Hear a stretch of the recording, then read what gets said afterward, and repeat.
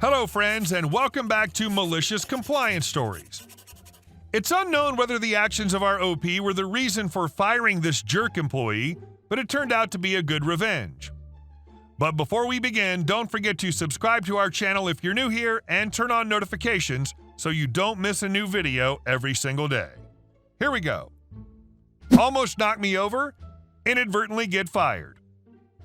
Okay, so to begin, I should state that when I go into a store of any type, I'm respectful and friendly to the workers, especially because of the crappy positions they're put in and know their pain. But every now and then you run across that one employee who's just an a-hole. In general, you don't know what someone's going through, and it's understandable when someone who works a crap job is not happy with you complaining to them about chips and soda that have been moved. Yet there are some people who are just jerks to everyone around them, and some of them end up in these positions. For anonymity, AE equals a-hole employee, Frank equals my friend. To set the scene, I find myself in an American supermarket that I frequent. It's partially crowded day there, with the produce section bustling in everywhere but the organic section and the wall of garden variety bulk snacks. I make my down the less crowded organic area of the store, browsing and looking for nothing in particular. Now, the store had recently introduced a mobile shopper system. I don't know the exact name, but basically an employee gets saddled with a big old cart with individualized containers. These employees basically do the shopping for customers to come pick their groceries. Anywho, I'm walking along and minding my own business in the most empty aisle when I hear a loud "excuse me" from behind. Enter AE, who's hauling one of the mobile shopper carts, mowing me down from the butt end faster than a horse stampede. I literally have to jump out of the way to avoid having my feet crushed under the clattering, vulcanized ABS wheels. I laugh at first, thinking he might have been playing with me somehow, but looking in his direction, I find he has not bothered to look back or indicate this was a joke at all, but instead pulls the cart down the eyelet, forcing other innocent bystanders to move out of his wake like a wave breaking at the bow of a blue-clad skinhead battleship with D-bag stubble and diamond stud earrings. "Excuse me," I say with emphasis, but to no avail. After he's out of sight, I decide it's time for some payback for me and the soul shoved aside by the speedy foot crusher. So waiting for him to return, I take my sweet time moving up and down the produce aisles, looking at every fruit and vegetable, but in my normally empty head, I was formulating a devious plan. For you see, when I was a kid, I was a little a-hole who would unlock the wheels of rolling displays and push them around for something to do as my parents shopped. I knew the wheels on this industrial cart were likely no different, so I moved discreetly to the floral section to watch and wait for my moment to pounce. The petty revenge gods were with me that day, I suppose, because AE returned and parked the cart in front of the blueberries, just adjacent to me, as I stalked the mass of gray metal from the lilies. In my rare moment of testosterone and guile, I locked the brake on the bottom, outward-facing side of the cart. I then retreated to the depths of the floral section, just out of sight. When AE returned, he went to push the cart as hard as he could, which of course veered off to the right, for which he overcorrected and rammed the blueberries. These promptly fell all over the floor and the customers whose products he was collecting. He gave an angry growl and started the task of picking up the fallen berries, and I left in what I hoped was a non-obvious fashion. As I left, I saw someone who was presumably a manager due to their vest and button-down shirt come walking up to the scene, clearly not happy, and I thought that was the end of the story as I would know it. I would, however, learn more a little later. Now, I met a fellow automotive enthusiast, Frank, who worked at the store, and over the course of the next few weeks, I would see him working in that store and stop and chat about cars and engines. Later, I helped him change the shocks on his Ford, and during this casual conversation, I brought up AE, and if Frank had met him. As of recent, I had not been seeing AE at all, and Frank confirmed that he had been fired. He was apparently General Butthead and was let go for being careless and reckless. Now, I don't know that my little butthole move there was what caused him to be fired directly, but I defiantly set the wheels in motion, if anything.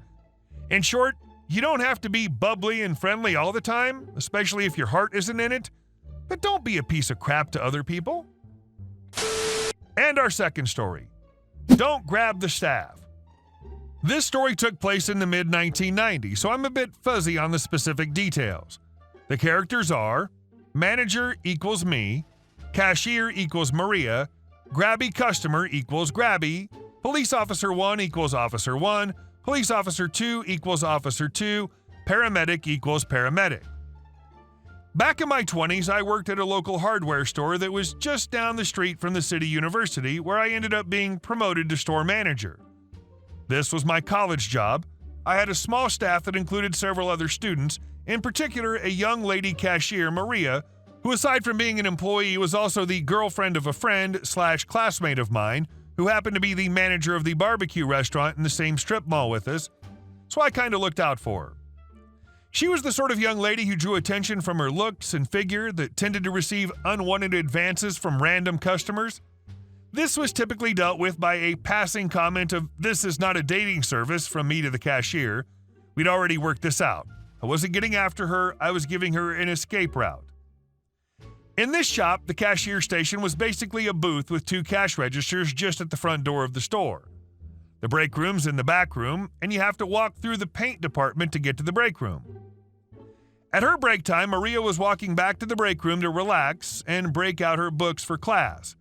I was making my rounds through the store, checking inventory, etc., when I heard a polite "excuse me," some muffled words I couldn't hear, a more irritated "excuse me?"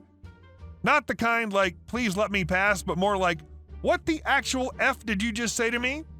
Followed by, in quick succession, a scream, loud oof noise like someone got the wind knocked out of them, a scuffle, thud, a loud crack, then a lot of unintelligible screaming. I and our floor salesman ran back to the area where the paint shaker was to find a guy we'll call Grabby, one of the maintenance staff from the university, laying on the floor, gripping his arm and yelling how Maria had assaulted him. "Call the paramedics, call the cops." Meanwhile, Maria was in shock, just repeating, "Oh my God, I hurt him. Please don't fire me." I asked my salesman to call 911 and tend to the guy on the floor.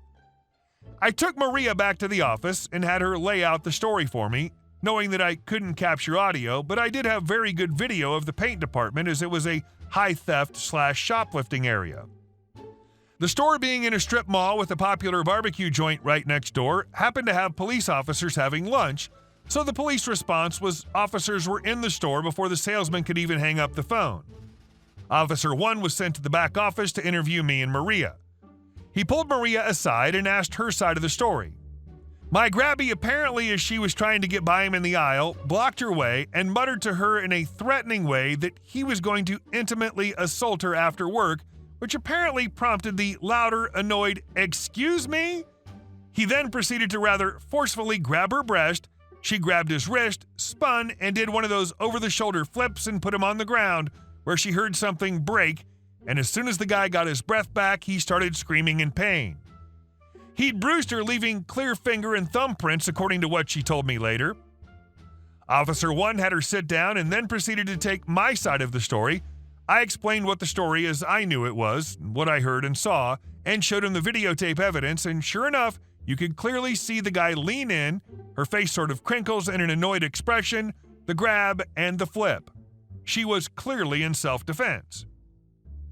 At this point, the paramedics were working on the guy. He had a huge lump on his head where he hit the floor, and his arm, the one he grabbed her with, was broken.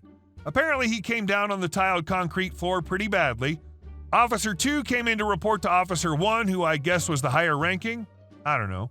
But he says Grabby said that she grabbed him out of the blue and just flipped him and broke his arm because he wouldn't get out of the way fast enough. Long story short, he ended up escorted to the hospital by police to get his arm set and then arrested for assault, battery, he left bruises, and giving a false police report. Maria was saying she didn't want to press charges, she already hurt him. However, this type of assault, the charges are automatically here. The fallout for Grabby? He was charged and convicted on all counts through a plea deal. He never went to court as the evidence was pretty overwhelming.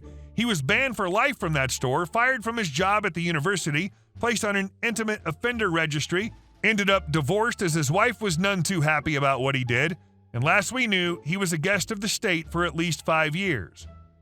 So at least we never had to testify. I might have left out one critical detail here.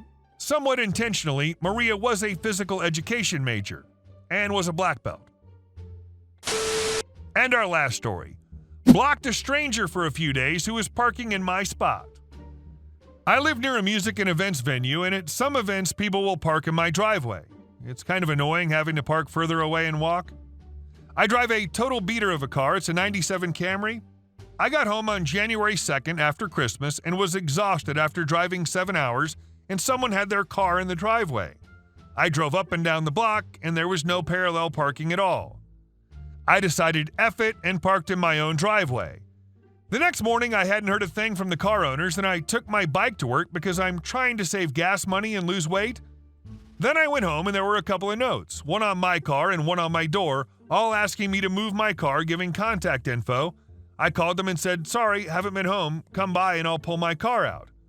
A guy came by, and I went to move my car, and it wouldn't start.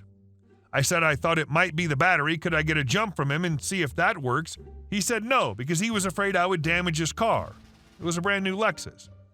I said I'd call my boyfriend and see what he could do. I did, and he wasn't able to come by till the next day. The guy was mad and wanted my car towed, and I said I don't have the money. So the next day, my boyfriend comes by, and the guy with the Lexus does too, because he's real mad and impatient. My boyfriend tried to jump my car with his, tested the starter, tested the ignition to see if it was okay, couldn't figure out the problem. He looked at a bunch of other stuff, and he just can't figure it out. The guy's getting real mad, and I say I'll call my dad, who knows a lot about cars. He's cussing him. He's saying he just wants my piece of crap car towed, that there would be legal action, etc. I said just wait for my dad. My dad comes by in his truck, and he brings tow straps and tows the car into the street, and it's all done with. But the guy's pissed that's not what we started with, that he had no car for days, and that he had spent all evening waiting for us to get it moved. My dad tells him to get off my property and don't come back. It's the Lexus guy's own damn fault that he got into this. He started all this inconvenience by parking in a private driveway. Hey guys, thank you all for watching the video. I'll see you in the next one.